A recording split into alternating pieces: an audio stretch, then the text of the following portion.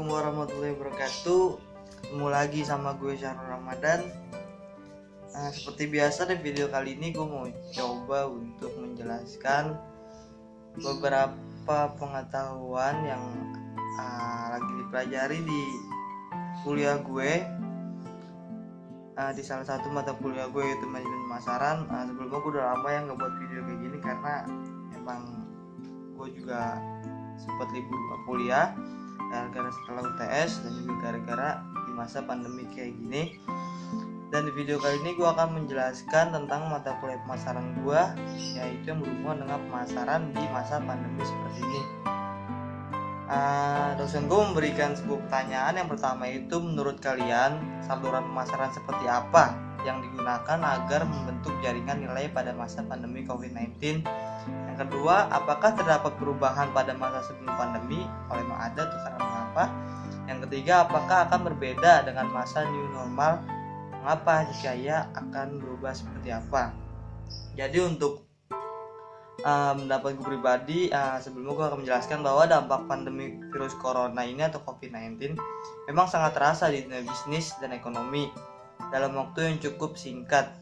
Pola pemasaran pun berubah, terlebih ketika diberlakukan social distancing dan pembatasan sosial berskala besar. Pemasar bagaimanapun harus putar otak untuk bisa memasarkan produk atau jasa mereka ke konsumen sebagai strategi brand bertahan di tengah pandemi virus corona. Para pelaku bisnis mengoptimalkan pemasaran online dan digital branding sebagai sarana komunikasi dengan target konsumennya. Untuk tetap dapat bertahan di tengah pandemi ini, para pelaku brand harus bisa menyiasatinya, mulai dari fokus ke pemasaran digital melalui website yang dijadikan e-commerce, sosial media, penjualan melalui marketplace, dan membentuk tim reseller untuk menjual produknya. Jadi kalau dibilang menurut kita itu, menurut gue pribadi, harusnya di masa seperti ini, jika lo sebagai pengusaha pengen mempunyai nilai jual, maksudnya dari segi usaha lo, itu lo harus bisa memanfaatkan seperti media elektronik yang sekarang lagi gila-gilanya, apapun itu. Lo harus bisa menggunakan pemasaran secara online dan juga digital branding untuk dapat bertahan di tengah pandemi ini. Kalau lagi pertanyaan yang keduanya itu tentang apakah terdapat perubahan pada masa sebelum pandemi sama masa sekarang pas lagi pandemi? Menurut gue tuh banyak perubahan, dan salah satunya PHK ya, berhubungan dengan PHK. Apalagi terlebih saat ini korban PHK atas dampak pandemi ini juga sudah mencapai lebih dari 1 juta lebih orang yang kena PHK. Solusinya menurut gue bagi orang-orang yang kena PHK adalah mencari alternatif lain dengan menjadi reseller dari penjual atau penjual dari produk-produk yang dibutuhkan saat masa pandemi ini. Dan untuk bagi pemasarnya, mereka dapat melakukan aksi sosial dengan membuka pola peluang usaha seperti membuka kerja sama reseller, dropship atau lainnya untuk menjual produk secara masif kepada masyarakat.